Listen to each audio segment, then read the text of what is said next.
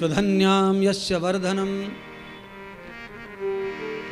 सुधन्या जी को वरदान दिया कि तुम राजा जनक की पत्नी बनोगी और तुम्हारे यहाँ पर पार्वती सीता के रूप में अवतार लेकर आएंगी, तो तुम्हारा भी वरदान के कारण तुम्हारे भी श्राप का वर्धन हो जाएगा, तुम्हारी भी मुक्ति हो जाएगी। कलावती जी को कहा कि द्वापर में तुम वैश्य के घर में पत्नी बन के जाओगी, वृषभानु के घर में बरसाने के राजा वृषभानु की पत्नी बनोगी, और तुम्हारे यहाँ पर भी महालक्ष्मी का राधा के रूप में अवतार होगा, तो तुम्हारा भी उद्धार हो जाएगा, तुम्हारा भी श्राप नष्ट हो जाएगा।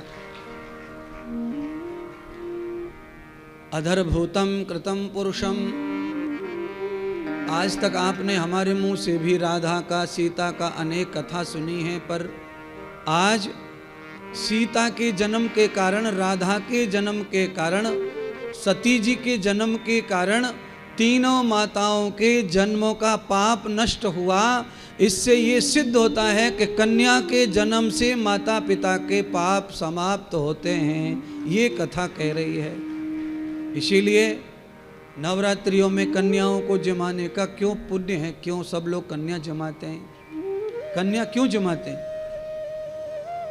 कन्या जमाने के पीछे यही रहस्य है जो आप आज सुन रहे हैं।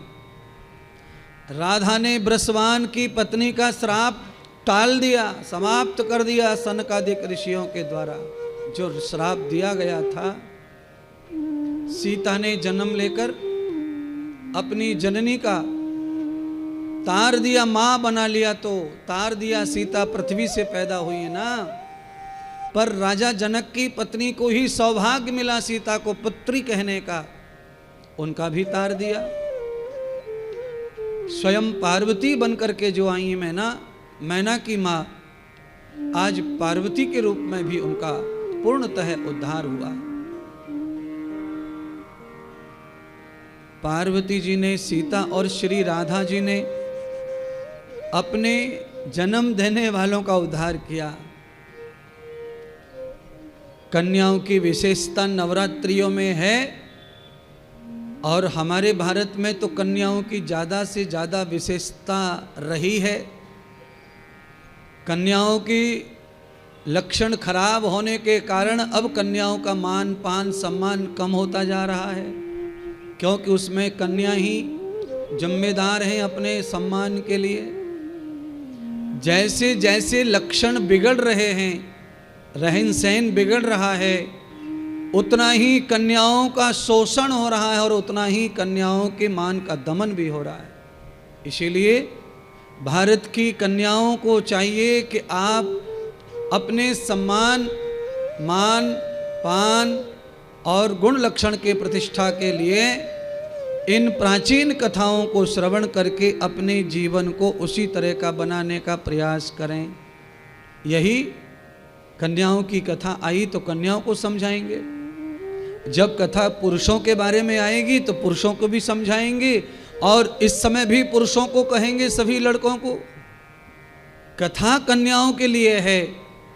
ये जो कथा गा रहे हैं ये कन्याओं की विशेषता की है, तो यहाँ विशेषताएं कन्याओं की अगर हैं तो उनके कुलक्षण पर भी बात की जाएगी, उनकी गलतियों पर भी बात की जाएगी। अगर दुनिया में किसी की स्तुति होती है तो स्तुति के साथ उनके गलत परिणाम, गलत चीज़ों का भी वर्णन होता है। अच्छा बोलिए, कृष्ण भगवान की बहुत सारी अच्छी बातों का वर्णन कथा में है, तो उनकी चोरी चंगोरी की भी कथा है कि नहीं है? वो भी नहीं छुपाई व्यास जी ने, उन कथाओं का भी वर्णन किया। चीर हरण गोपियों का भगवान ने किया। अगर व्यास जी इस कथा को नहीं लिखते तो दुनिया वालों को कैसे पता चलता कि भगवान कपड़ा उठा के ले गए थे? भगवान ने किसी का मक्खन चुराया, किसी का कुछ चुराया, ये पता कैसे चलेगा?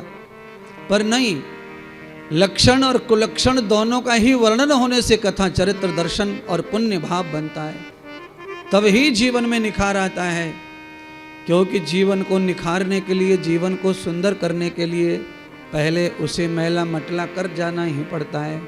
आप किसी भी कपड़े को साफ करते हैं तो काप करने के लिए पहले आप क्या करते हैं? उसको गंदा करते हैं, साबुन बाबुन लगाते हैं, सर्फ आदि डालते हैं, कपड़ा जब पहले था अलग था, उसके बाद आपने साबुन में सर्फ में डुबो दिया तो कपड़ा और खराब दिखता है। पर जब कपड़ा खराब दिखता है वो खराब होता नहीं है। थोड़े समय की उसकी ये खराबी बाद में उसके धीरे धीरे मैल को काटती है। मैल कट के पानी में आ जाता है और पवित्र जल से धो करके पूरा कपड़ा सुंदर दिखने लगता है। ऐसे ही इस मायावी संसार में हमें अच्छा बनना है तो हमें कुछ दिन अपने ऊपर या अपने साथ कुछ बुराइयों को भी लाद के घूमना पड़ता है, जिन बुराइयों से ही हमारा जीवन निखरता है। जब तक टक्कर नहीं लगती तब तक सही अक्कल भी नहीं आती है।